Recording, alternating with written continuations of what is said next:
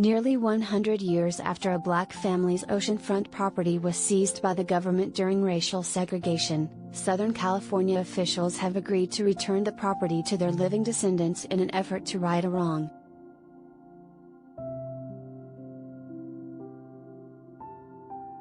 The great-grandsons of Willa and Charles Bruce, who purchased the land for use as a black beach resort in the early 1900s, will have the prime real estate, appraised at $21 million, returned to them following a unanimous vote Tuesday by the Los Angeles County Board of Supervisors.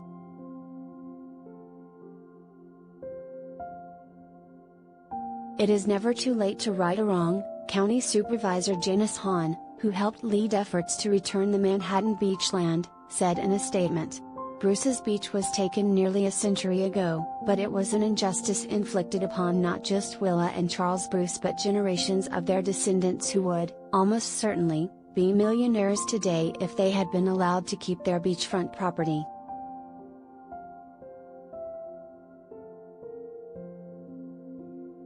The roughly 7,000 square foot property gave blacks access to the beach at a time when they were otherwise prevented and discouraged from having access to the shore. Willa Bruce paid $1,225 for the property, according to an interview she gave in 1912 that described that price as high compared to nearby lots.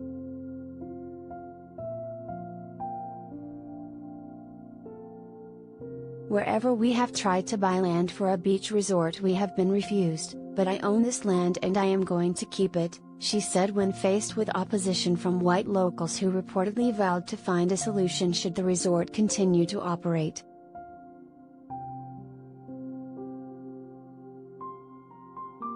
Roughly 13 years later, in 1925, the land was seized by the Manhattan Beach Board of Trustees under eminent domain with claims that it would be turned into a park. Hahn's motion, co-authored with Supervisor Holly Mitchell, noted that it is well documented that this move was a racially motivated attempt to drive out the successful black business and its patrons.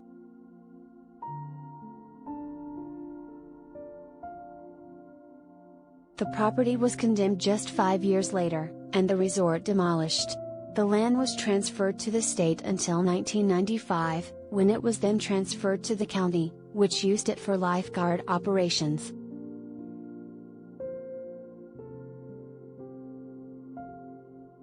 A transfer agreement returns the property to the family's two great-grandsons, Marcus and Derek Bruce. There's a 24-month lease agreement in which the county will pay $413,000 annually for its continued use. It will also pay operation and maintenance costs.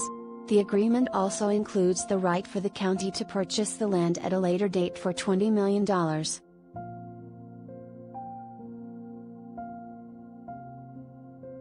The lease agreement will allow the Bruce family to realize the generational wealth previously denied them, while allowing the county's lifeguard operations to continue for the foreseeable future without interruption, the motion states.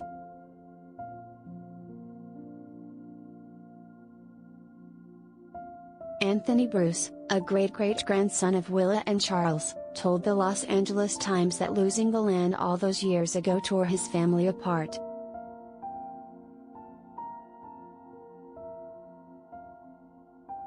Willa and Charles Bruce ended up working as chefs for other business owners for the rest of their lives, and Anthony's grandfather Bernard lived his life extremely angry at the world over his family's mistreatment, he said.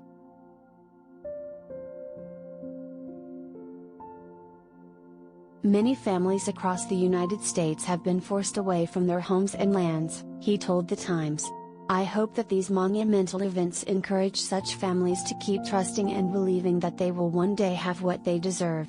We hope that our country no longer accepts prejudice as an acceptable behavior, and we need to stand united against it, because it has no place in our society today.